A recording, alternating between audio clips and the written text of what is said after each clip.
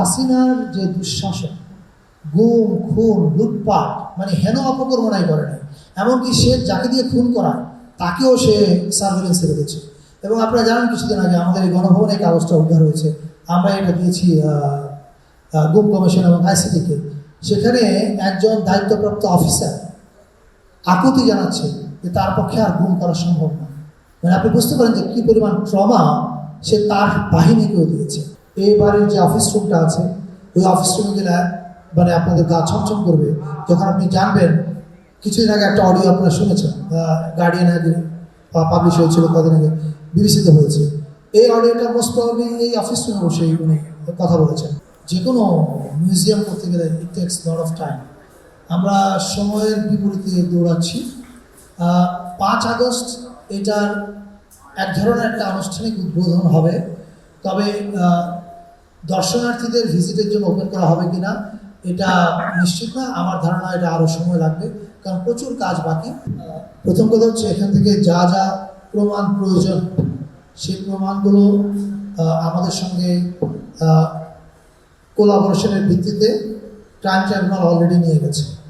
ফলে এখানে যে জিনিসগুলো আদালতে আলামত হিসাবে উপস্থাপিত হবে এগুলো আইসিটির হেফাজতে আছে।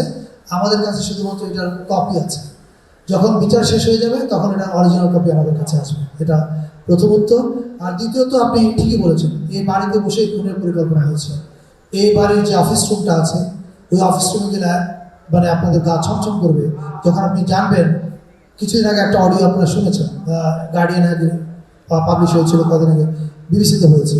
এই অডিওটা মোস্ট প্রবাবলি এই অফিস রুমে বসে উনি কথা বলেছেন। তার মানে এই জায়গাগুলো তো is a horror scene, not only crime scene, is a horror scene as well.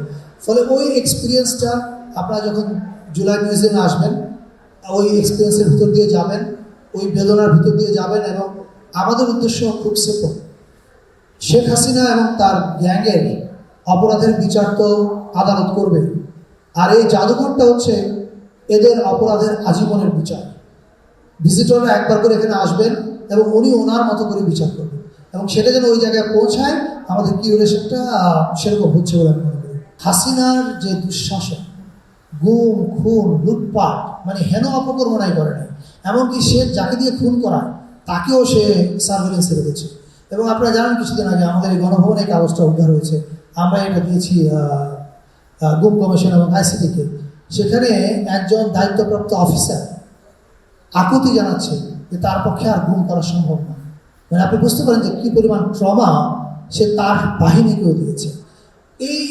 এই সমস্ত জিনিস এখানে থাকবে। এখন আমি মনে করি বাংলাদেশে এটা ডিসাইডেড যে হাসিনার এই অপকর্ম একদিকে আর সারা বাংলাদেশে আরেকদিকে। এখন রাজনৈতিক কারণে বিভিন্ন রাজনৈতিক স্টেক হোল্ডার্স, সোশ্যাল স্টেক হোল্ডার্সদের মধ্যে মতবিরোধ থাকবে, যেটা যে কোনো ডেমোক্রেটিক সোসাইটির সৌন্দর্য। তর্ক বিতর্ক থাকবে, এটাও সৌন্দর্য। কিন্তু হাসিনা দুঃশাসন এবং এই 16 বছরের দুঃশাসন এবং জুলাই, আমার মনে হয় না এই প্রশ্নে বাংলাদেশের পলিটিক্যাল স্টেক হোল্ডারদের মধ্যে কোনো বিরোধ আছে, এবং তারা পরবর্তীতে আসলেও এখানে কোনো পরিবর্তন হবে কিউরেশনে, এটা আমি বিশ্বাস করি না। এবং আপনাদেরকে আমি এটুকু বলতে চাই যে আমাদের কিউরেটিভ টিম এখানে যাদেরকে নিয়ে কাজ করছে, একটা বিশাল ইয়াং ফোর্স। এখানে কোনো একটা নির্দিষ্ট দলের লোক নেই, সকল দলের মানুষজন এখানে কাজ করছে। ফলে this is going to be very absolutely non partisan. এটা বাংলাদেশের সত্য কথাটা বলবে।